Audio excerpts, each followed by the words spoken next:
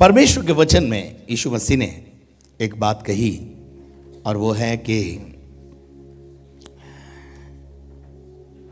मत्ती रचित सुसमाचार उसका 16वां अध्याय, मत्ती रचित सुसमाचार उसका 16वां अध्याय और 18वां वचन। और मैं भी तुझसे कहता हूँ कि तू पतरस है, तू चट्टान है, पतरस है, और मैं इस पत्थर पर अपनी कलीसिया बनाऊंगा। आगे, और अधोलोक के फाटक उस पर प्रबल न होंगे। हालेलुया। यीशु मसीह ने कहा मैं अपनी कलीसिया बनाऊंगा, मैं अपना चर्च बनाऊंगा, मैं अपना मंदिर बनाऊंगा। परमेश्वर कहता है तुम कैसा मंदिर बनाओगे? आकाश मेरा सिंहासन है और पृथ्वी मेरे पांव रखने की चौकी है। मेरा डायमेंशन इतना बड़ा है, तुम मेरे लिए क्या करोगे? और वाकई में सही है। मरकुस के 13 अध्याय में जब हम पढ़ते हैं पहली आयत को, तो वहां पर चेले प्रभु यीशु मसीह को कुछ कहते हैं। पढ़िए मरकुस रचित सुसमाचार 13वां अध्याय और पहला वचन। जब वह मंदिर से निकल रहा था, जब वो मंदिर से निकल रहा था, तो उसके चेलों में से एक ने उससे कहा, हे गुरु, देख कैसे विशाल पत्थर और कैसे विशाल पत्थरों से बना हुआ भवन है। भव्यता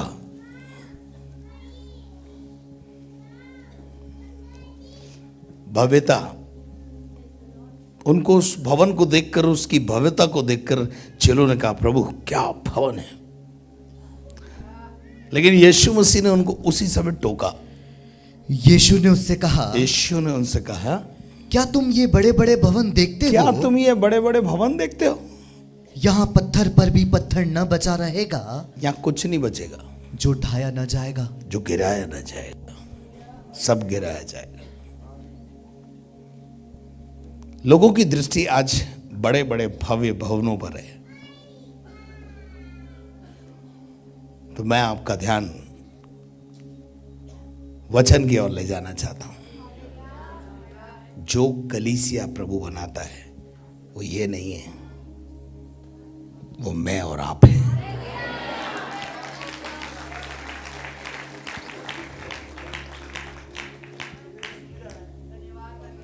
ये तो हाँ वाक्य में, जैसे एक लेट्रिन बाथरूम वॉशरूम हमारे लिए सुविधा है, ये बैठने की सुविधा है। और अगर इस भवन में प्रभु ना हो तो कुछ भी नहीं है। कितनी भीड़ आ जाए यहां पर, यीशु नहीं है तो चमत्कार नहीं है, चमत्कार नहीं है तो कौन आने वाला है? हम सब यहां पर चमत्कार पाके ही तो आए हुए हैं। यीशु हमारे जीवन में आया, हालेलुया। तो आप इस भव्यता को ना देखें, भव्यता आप, हालेलुया। तो यीशु मसीह ने कहा रे क्या तुम इन बड़े बड़े भवनों को देखते हो? क्या देखते हो? इनमें ये जिसके लिए बनाया गया है वही अंदर नहीं है। जो बनाया तो इन्होंने मेरे लिए था, मैं ही अंदर नहीं हूं। मैं एक दिन अंदर जाने लगा, गेट कीपर ने रोक दिया, बोला कहाँ जा रहे हो?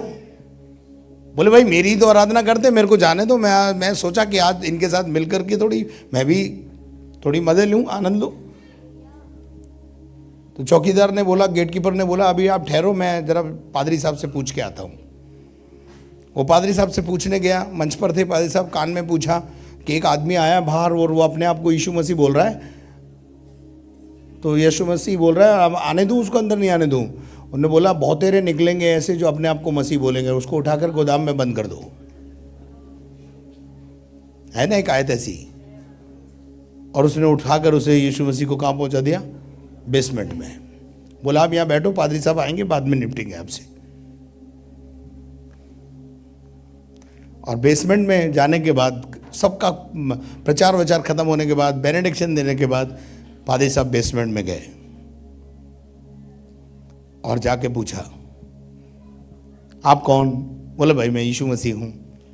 अच्छा आपको पता नहीं है 2000 साल पहले आए थे तो क्या हाल किया था आपका? फिर आ गए अब।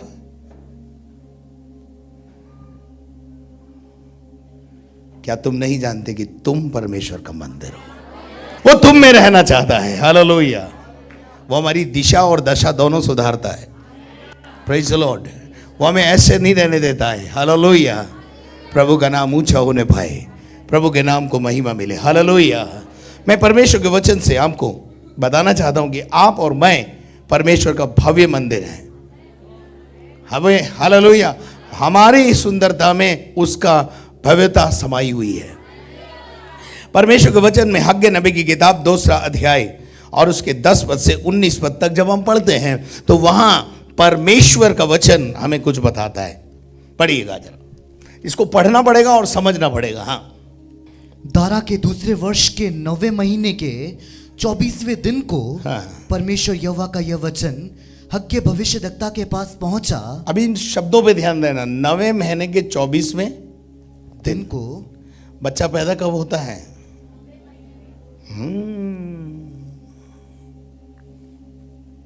प्रभु ही हमारी नींव डालता है,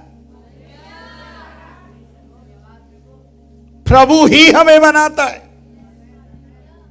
शून्य में से निकालता है। और उसके बाद क्या लिखा है? सेनाओं के यहोवा यूं कहता है, सेनाओं का परमेश्वर यहोवा यूं कहता है, हाँ। याजकों से इस बात की व्यवस्था पूछ, याजकों से बातें करो, पूछो, यदि कोई अपने वस्त्र के आंचल में हाँ। पवित्र मांस बांधकर हाँ। उसी आंचल से रोटी या पकाए हुए भोजन या दाख मधु या तेल या किसी प्रकार के भोजन को छुए तो क्या वह भोजन पवित्र ठहरेगा? याजकों ने उत्तर दिया, नहीं। नहीं, वो अपवित्र हो जाएगा। समझ में आई क्या बोला उन्होंने? कि वो अपवित्र हो जाएगा। और फिर हग्गे ने पूछा, यदि कोई जन मनुष्य के शव के कारण हाँ। अशुद्ध होकर हाँ। ऐसी किसी वस्तु को छुए तो क्या वह अशुद्ध ठहरेगी? याजकों ने उत्तर दिया, हाँ, अशुद्ध ठहरेगी। फिर हग्गे ने कहा, परमेश्वर यहोवा की यही वाणी है। अब सुनिए, आपके लिए और मेरे लिए है। परमेश्वर यहोवा की यह वाणी है कि मेरी दृष्टि में यह प्रजा हाँ। और यह जाति वैसी ही है, मेरी ये जाति वैसी ही है और इनके सब काम भी वैसे ही हैं, इनके सब काम भी वैसे ही हैं। और जो कोई वे वहां चढ़ाते हैं, जो कुछ वो चढ़ाते हैं वह भी अशुद्ध है। वो भी क्या है? अशुद्ध है। और ऐसा क्यों लिखा है? आगे पढ़ेंगे अपन। अब सोच विचार करो। अब आज सोच विचार करो। क्या सोच विचार करें? कि आज से पहले अर्थात जब परमेश्वर यहोवा के मंदिर में पत्थर पर पत्थर रखा ही न गया था, यानी नींव ही नहीं डाली गई थी, उससे पहले हमारी दशा क्या थी? जब हम परमेश्वर के मंदिर नहीं थे, जब प्रभु से हमारा कोई नाता रिश्ता नहीं था, उस समय हमारी दशा क्या थी? हम परेशान थे, हम श्रापित थे, हम दुखी और परेशानियों के हालात में थे। अब देखिए यहां वो अब उस मनुष्य की हमारी आशा के बारे में बता रहा है। जब कोई क्या जाता था? 20 नपुओं की आशा से 20 जाता, नपुए यानी 20 बोरी भर के लाऊंगा, तब 10 ही पाता था। क्या पाता था? हमारी दशा क्या थी? बहुत कमाते थे, थोड़ा पाते थे। ध्यान से सुनना जो बोल रहा हूं। बहुत काम करते थे पर उसकी मजदूरी हमको बहुत कम मिलती थी।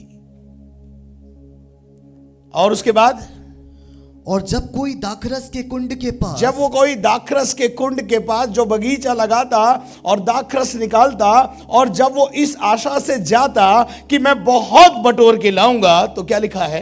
कि 50 बर्तन भर निकाले। कितने निकाल के लाऊंगा? कितनी बोरी भर के लाऊंगा? कितने बर्तन भर के लाऊंगा? कितने कंटेनर भर के लाऊंगा?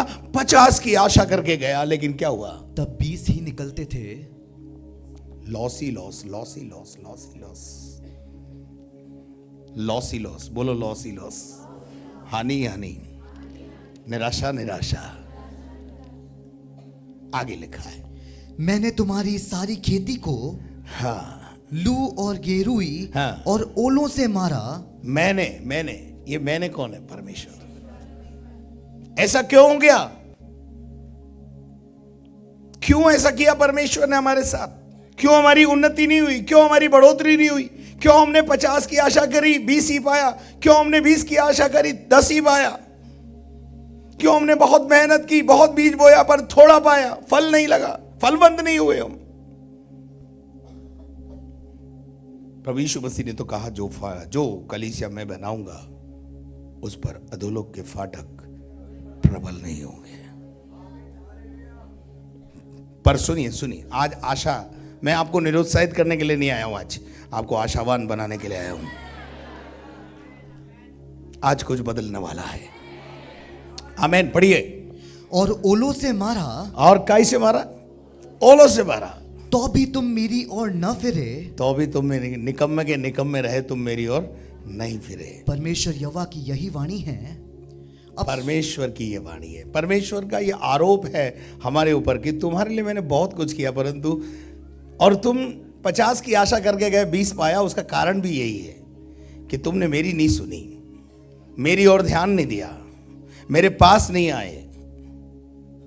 पर अब सोच विचार करो, अब सोच विचार करो। आज सोच विचार का दिन है। ऐसा क्यों हुआ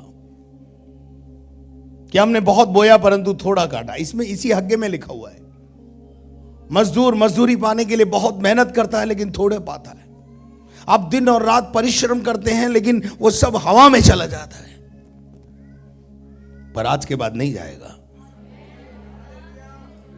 कोई तो आमीन बोलो। आज के बाद नहीं जाएगा। पड़ोसी को बोलो आज के बाद नहीं होगा, आज के बाद नहीं होगा। आज के बाद कुछ बदलने वाला है। Hallelujah, praise the Lord. प्रभु परिस्थितियों को बदलने वाला परमेश्वर है। हालेलुया। अब पढ़ो कि आज से पहले, अर्थात जिस दिन परमेश्वर यहोवा के मंदिर की नींव डाली गई, जिस दिन नींव डाली गई, उस दिन से लेकर 9वें महीने के इस 24वें दिन तक क्या दशा थी? हमारी दशा क्या थी? बच्चे की दशा पेट में क्या होती है आप सब जानते हैं। शून्य से निकालता प्रभु, शून्य से।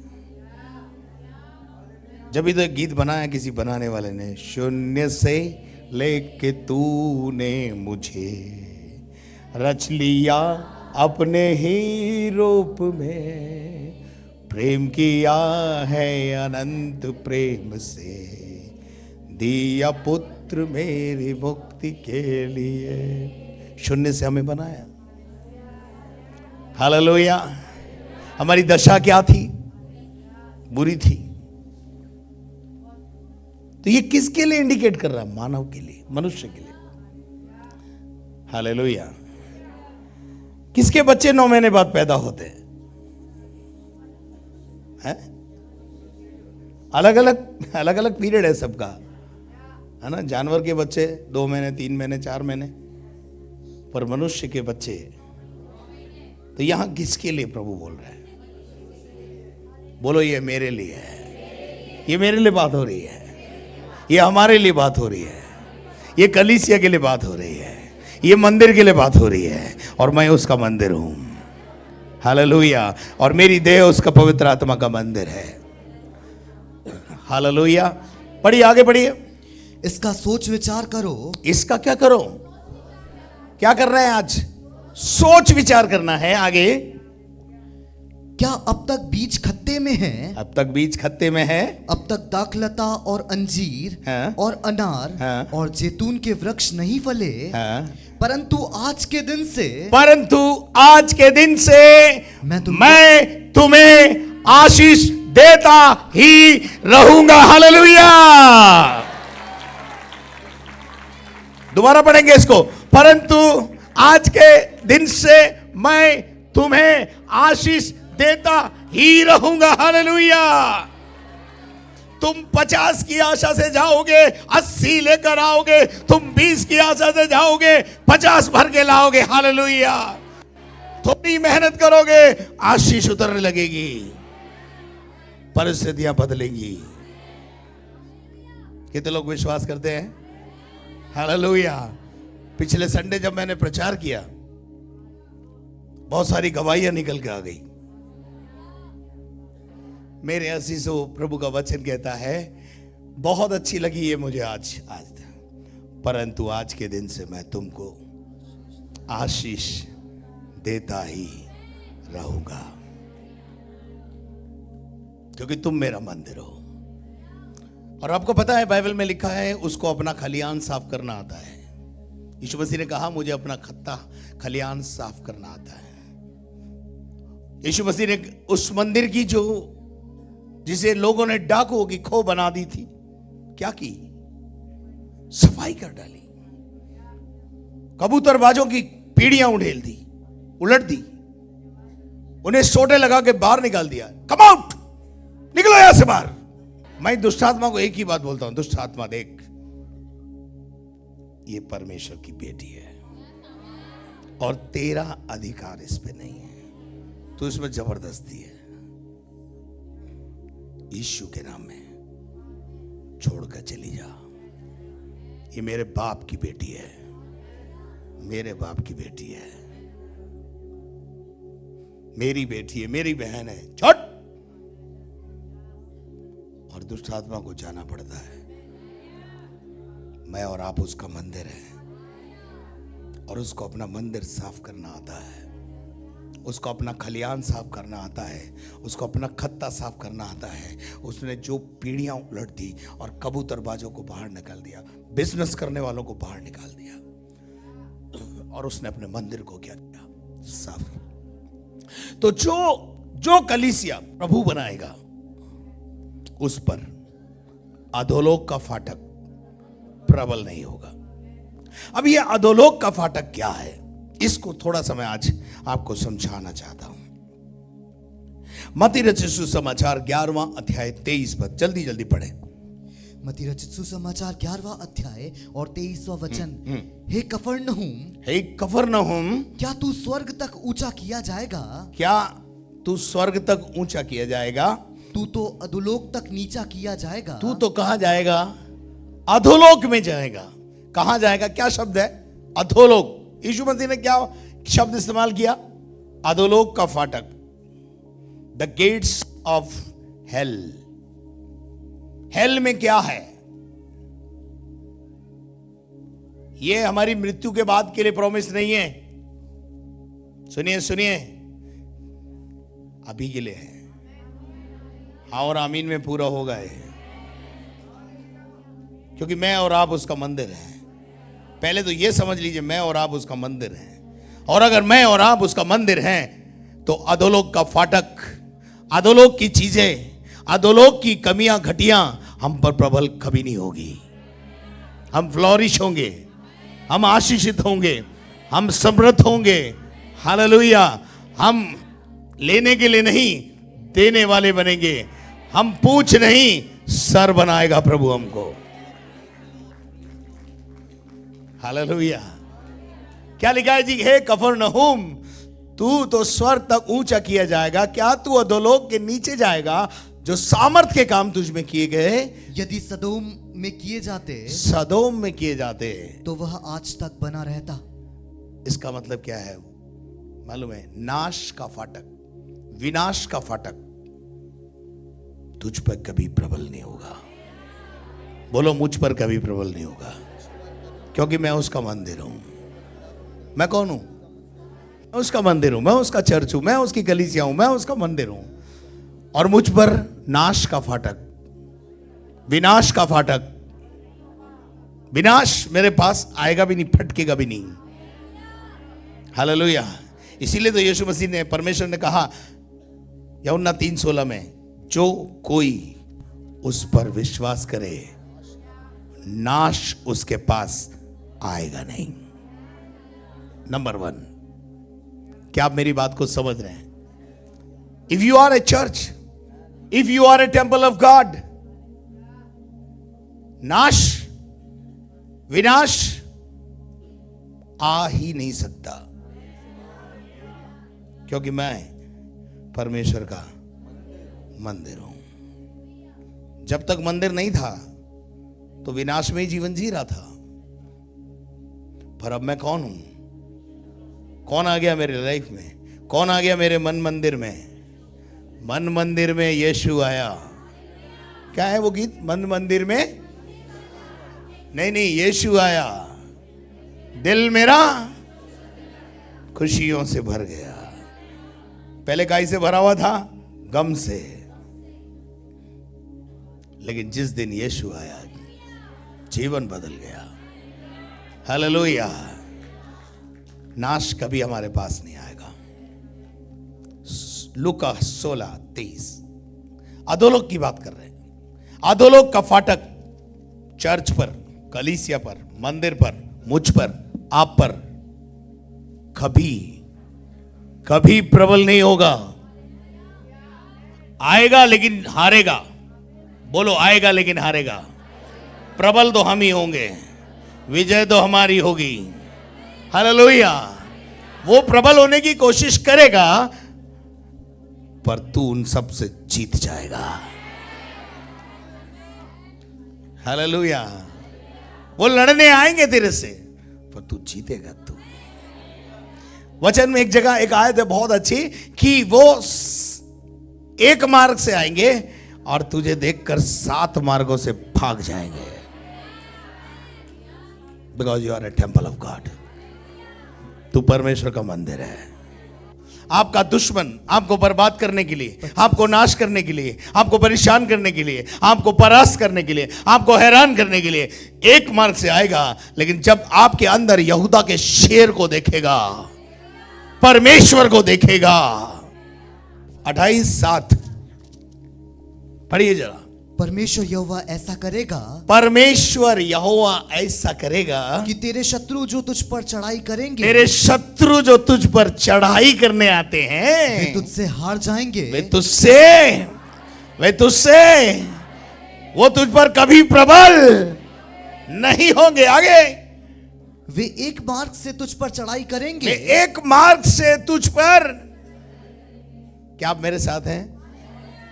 वे तुझ पर चढ़ाई करेंगे, परंतु तेरे सामने बोलो परंतु। पड़ोसी को बोलो परंतु। शत्रु आएगा परंतु, शत्रु आएगा परंतु, नाश आएगा परंतु। Hallelujah, hallelujah. एक मार्ग से आएगा परंतु 7 मार्ग से, क्योंकि मैं खुदा का मंदिर हूं। मैं खुदा का मंदिर हूं, मैं परमेश्वर का मंदिर हूं। अंदर कौन दिखेगा? यहूदा का शेर। जब यहूदा का शेर अंदर दिखेगा वो, तो दुश्मन पतली गली से गलियां ढूंढेगा और जिधर से रास्ता मिलेगा 7 रास्तों से भाग जाएगा। पढ़िए भाई, आगे पढ़िए। ऐसे ही लिखा है क्या? हाँ। परंतु तेरे सामने से 7 मार्ग से होकर भाग तेरे सामने से, तेरे बोलो मेरे सामने से। क्यों तेरे सामने से?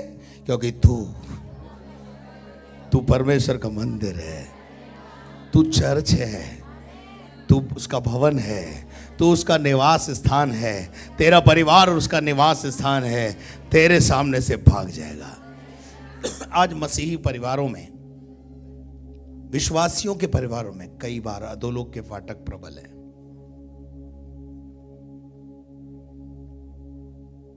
घरों के हालात खराब हैं, नाश आराम से आपको दीमक की तरह खा रहा है। तो मैं एक बात कहना चाहता हूं आपसे, मनन तो करना चाहिए। आज दोपहर में मैं इस सभा के बाद घर जाकर बैठकर थोड़ा बंद कमरे में जाकर मनन करना। प्रभु, तू तो कहता है, तेरा वचन कहता है कि मैंने तुझे बनाया और तेरे पर अधोलोक के फाटक प्रबल नहीं होंगे। फिर ये नाना प्रकार का नाश विनाश, मैं 50 की आशा करता हूँ 30 ही मिलते हैं, 30 के लिए जाता हूँ 20 ही मिलते हैं। ये कब तक चलेगा? प्रभु से पूछना। मैं भी खुदा से बोला, ये कब तक चलेगा? सेवकाई में 5-6 साल तक जब मुझे ब्रेक थ्रू नहीं मिला, मैं खुदा के पास जाके मेडिटेशन किया मैंने, और मैं जाकर खुदा से बोला, कब तक चलेगा ये? कब तक, कब तक, कब तक? और उस दिन मेरा बंधन टूट गया। और उस दिन के बाद से मुझे प्रभु ने एक प्रभावशाली व्यक्ति बना दिया। अधोलोक के फाटक आज तक मुझ पर, जब यीशु को नहीं जानता था 9 गोली खाता था, पर जब मेरे इस मंदिर में यीशु आया, बीमारी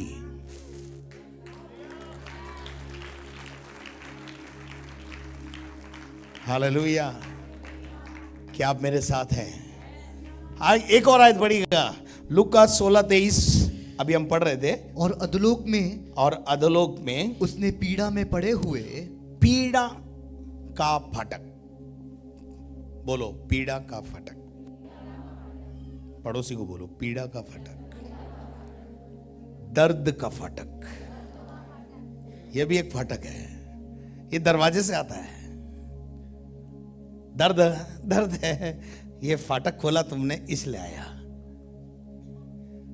दर्द का फाटक, पीड़ा का फाटक, ये अधोलोक का फाटक है। अधोलोक में पीड़ा है। पीड़ा का फाटक मुझ पर और आप पर कभी प्रबल नहीं होगा। कितने लोग विश्वास करते हैं? हालेलुया। पड़ोसी को बोलो पीड़ा का फाटक मुझ पर कभी प्रबल नहीं होगा। अंगीकार करो इस बात का। और अगर पीड़ा का फाटक आप पर प्रबल हो रहा है तो सोचो, विचार करो, दर्द मेरे पास क्यों आया, पीड़ा मेरे पास क्यों आई? तेरा वचन तो कहता है पीड़ा का फाटक, अधोलोक के फाटक कभी हम पर प्रबल नहीं होंगे। आप क्लेम कब कर सकते हो? जब बैंक में 1 करोड़ रुपया आपने जमा कराया हो तो क्लेम कर सकते हो। जबरदस्ती क्लेम करते फिरो, फूटी कोड़ी जमा कराई नहीं, 1 करोड़ रुपया दे, वो नहीं चलेगा। आप क्लेम जब कर सकते हो जब वाकई आप उसका मंदिर हो। आप फाइट कब कर सकते हो? जब आप आज्ञाकारी हो। मैं 1994 में प्रभु के पास आया, 95 में मैंने सेवा शुरू की, 2000 तक मुझे जब ब्रेक थ्रू नहीं मिला तब मैं प्रभु के पास गया। मैंने बोला प्रभु कहां गड़बड़ है, विचार तो करो। मैं पीड़ा के लिए बुलाया गया हूं क्या? पीड़ा का फाटक वो कहां पड़ा हुआ है? अधोलोक में। अधोलोक में क्या है? पीड़ा है। और वो वहां पर आप जानते हैं धनवान आदमी क्या मांग रहा है वहां पर? 1 ड्रॉप ऑफ वाटर, पानी की 1 बूंद कमी को बताता है। भिखारी का जीवन हो गया, दे दो जी, 2 पैसा दे दो। 1 ड्रॉप ऑफ वाटर के लिए क्या कर रहा है? वो तरस रहा है। लेकिन मेरा और आपका परमेश्वर हमको बहुतायत का जीवन देता है। Hallelujah, hallelujah. हमें मिनरल वाटर पिलाता है, सादा भी नहीं। सबके घरों में आरओ लगा हुआ है? वो 1 बूंद के लिए तरस रहा है। और आप यहां पर बहुतायत से पानी पी रहे हो क्योंकि आप परमेश्वर का मंदिर हो। यानी कमी घटिया और पीड़ा का फाटक, 2 फाटक यहां पे दिखाई देते हैं। शॉर्ट, हाथ तंग नहीं रहेगा आपका, तंगहाली के लिए नहीं है आप, कमी के लिए नहीं है आप, क्योंकि ये चर्च प्रभु ने बनाया है। और इस चर्च के ऊपर अधोलोक के फाटक, कमियों का फाटक कभी प्रबल नहीं होगा। क्या मेरे साथ है?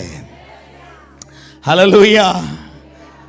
प्रभु का वचन कहता है पीड़ा हमारे पर प्रबल नहीं होगी। तीसरी बात, प्रेरितों के काम 2 अध्याय 27 पद। क्योंकि तू मेरे प्राणों को हाँ, अधोलोक में न छोड़ेगा, परमेश्वर हमारे प्राण को अधोलोक में पहली बात जाने नहीं देगा। फिर दूसरी बात वहां लिखी है, और न अपने पवित्र जन को, ना मैं कौन हूं आप कौन है, हम उसके पवित्र जन हैं, हमें वो सड़ने नहीं देगा। सड़ने का फाटक, सड़ने का फाटक आज बंद होगा। कभी कभी घाव सड़ता है ना, तुम्हारे घाव चंगे हो जाएंगे। प्रभु तुम्हारे घर के अंदर और तुम्हारे जीवन के अंदर और तुम्हारे दिलों के अंदर जो घाव हैं, उनको जो सड़ रहे हैं ना, उनको हील करने जा रहा है। सड़ने का फाटक। कभी कभी पति अपनी पत्नी के विषय में बोलता है, भाई साहब यह सड़ती बहुत है। कभी कभी पत्नी परेशान है पति के सड़ने से। आप समझ गए होंगे मैं क्या बोल रहा हूं। आज सड़ा सुड़ी का कार्यक्रम यीशु के नाम से हमारे ऊपर से प्रबल नहीं होगा, जाएगा। हालेलुया। सड़ने का फाटक। आज के बाद सड़ेंगे नहीं। हालेलुया। यीशु मसीह 3 दिन कब्र में रहा, सड़ा गया?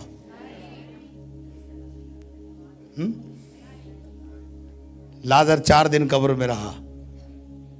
लोग तो कह रहे हैं सड़ रहा है, लेकिन जब बाहर आया तो बास आई क्या? खुदा ने उसे सुरक्षित रखा है। आप परमेश्वर का, आपको वो मरने के बाद भी नहीं सड़ने देगा, तो जीते जी क्यों सड़ते हो यार तुम? पड़ोसी को बोलो, आज के बाद सड़ना नहीं। आज के बाद हम सड़ेंगे नहीं। सड़ने का फाटक बंद, हम पे प्रबल नहीं होगा। हालेलुया। कितने लोग समझ गए? जोर से बोलो हालेलुया। Praise the Lord. उसके बाद और देखते हैं। चलिए, प्रकाशित वाक्य 6 अध्याय उसका 8 पद। 2 फाटक और हैं। मैंने दृष्टि की और देखो एक पीला सा घोड़ा है, पीला सा घोड़ा, और उसके सवार का नाम मृत्यु है। उसके ऊपर जो सवार है, पीले घोड़े पे जो सवार है, उस सवार का नाम मृत्यु है। ये पीला घोड़ा क्या है? बीमारी। बोलो बीमारी। बीमारी का फाटक आज बंद होगा। बीमारी, और बीमारी के ऊपर कौन बैठा है? बीमार होके मर गया। हर आदमी को सुनो आप, बीमारी के ऊपर कौन बैठा हुआ है? बीमारी का एक घोड़ा है, और उस घोड़े पर कौन बैठा हुआ है? मृत्यु बैठी हुई है। ये दोनों फाटक, एक है बीमारी का फाटक और दूसरा है मृत्यु का फाटक। ये दोनों फाटक परमेश्वर के मंदिर पर कभी प्रबल नहीं होंगे। बोलो, आज बीमारी का फाटक बंद होगा। बीमार क्यों रहूंगा मैं? यीशु मसीह मेरा चंगा करने वाला है। Hallelujah, hallelujah, hallelujah. जब आप बीमार होते हैं ना, सर्दी जुकाम ये बीमारी नहीं है। कई लोगों को परेशानी है, दुष्ट आत्मा जिनको होती है ना, उसको सर्दी भी लग जाए, भाई साहब मुझे दुष्ट आत्मा बहुत सता रही, क्या हो गया? जुकाम लग रहा है। क्यों उस दुष्ट आत्मा को प्रेस कर रहा है रे? उसको महिमा क्यों दे रहा है? जुकाम तो तुझे इसलिए लग गया, तू सर्दी में बाहर ऐसे ही घूम रही, उसमें दुष्ट आत्मा क्या करे बेचारी? दर्द हो रहा है हाथ पैर में, वायरल हो गया है। अरे वायरल इसलिए हो गया भाई कि तू ऐसी घूम रही है। बीमारी का फाटक, और बीमारी के फाटक, बीमारी के घोड़े पे बैठा हुआ मृत्यु का फाटक, दोनों मुझ पर और आप पर प्रबल नहीं होंगे। क्या आप मेरे साथ हैं? हालेलुया, हम परमेश्वर का मंदिर हैं। रेवलेशन 1:18। मैं मर गया था मैं मर गया था और अब युगानुयुग जीवता हूँ। मैं अब युगानुयुग। मसीह मरता नहीं है, युगानुयुग जीवित रहने के लिए जीवन में प्रवेश कर जाता है। हालेलुया। आगे। और मृत्यु और अधोलोक की कुंजियां मेरे ही पास हैं। मृत्यु और अधोलोक की कुंजियां यीशु कहता है मेरे पास है, और जो कोई मुझ पर भरोसा करेगा वो नाश नहीं होगा। मृत्यु उस पर प्रबल नहीं होगी, मृत्यु पर वो प्रबल होगा। हालेलुया। मैं मरूंगा नहीं। हालेलुया। हम मरते नहीं हैं, हम ट्रांसफॉर्म होते हैं, बस हम बदल जाते हैं। हालेलुया।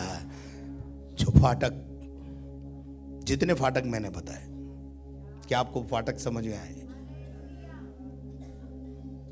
अधोलोक के कई फाटक हैं, उनमें से कुछ फाटकों को मैं आपके पास लाया, और ये आप पर कभी प्रबल नहीं होंगे। क्या आप विश्वास करते हैं? हालेलुया। क्या विश्वास करते हैं? क्या आप चाहते हैं आज यीशु मसीह के पास जो कुंजियां हैं वो आपके पास आ जाए? हालेलुया। परमेश्वर का वचन रेवलेशन 20 का 13 से 15 पढ़ दीजिए। देखिए आखिरी बात है, ये आखिरी फाटक जो मृत्यु का फाटक है। मेरा मसीहा उस पर भी प्रबल हो गया। अगर मेरा मसीहा प्रबल हुआ है तो मैं और आप भी प्रबल होंगे। पहली मृत्यु जो होगी वो शारीरिक मृत्यु है, वो तो होगी, लेकिन दूसरी मृत्यु है जो लोगों को पता ही नहीं है, अन्य जाति भाई बहनों को तो पता ही नहीं है, हैं? पर बाइबल इसका भेद खोलती है। दूसरी मृत्यु से हम पार हो गए हैं, होंगे नहीं, हो गए हैं। उसका ठप्पा हमारे ऊपर से उतर गया है। कितने लोग विश्वास करते हैं? हालेलुया। पढ़ दो भाई।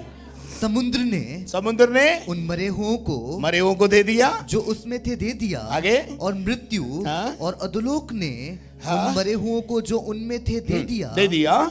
और उनमें से हर एक के कामों के अनुसार उनका न्याय किया गया। आगे बेटा। मृत्यु और अधोलोक की